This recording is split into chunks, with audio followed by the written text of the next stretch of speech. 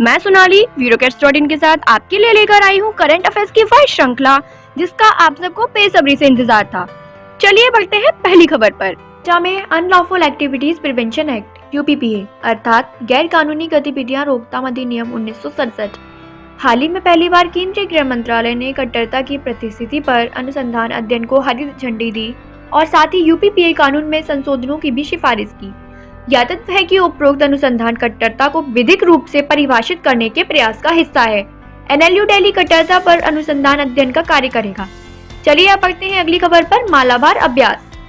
हाल ही में मालाबार अभ्यास के 24वें संस्करण का शुक्रवार को समापन हुआ। बंगाल की खाड़ी व अरब सागर में हुए इस अभ्यास में भारत के साथ अमेरिका, ऑस्ट्रेलिया व जापान की नौसेनाओं ने भाग लिया।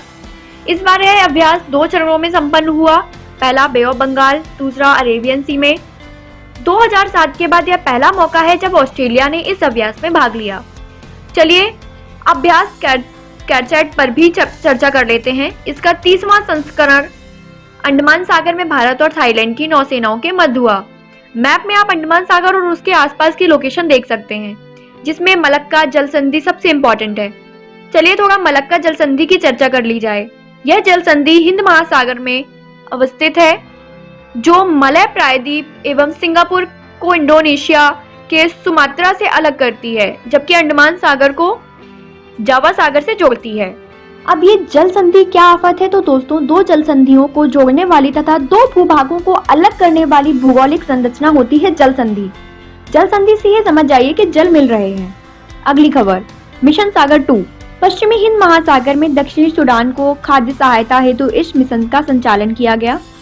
अब दोस्तों मिशन सागर कष्ट क्या है, आइए जानते हैं। तो यह वर्तमान की कोविड स्थिति की गंभीरता को देखते हुए हिंद महासागर तटीय देशों एक्सेप्ट श्रीलंका को कोविड राहत सामग्री पहुंचाए जाने वाले भारतीय पहल है। वार्प स्पीड अमेरिका में कोविड-19 के मद्देनजर चलाए जाने वाला वैक्सीनेशन प्रोग्राम। बढ़ते हैं अगली न्यूज पर। भारत के नियंत्रक एवं महारेजा परीक्षक गिरीश चंद्र मुर्मू अंतर संसदीय संघ जेनेवा के एक्सटर्नल एडिटर बनाए गए।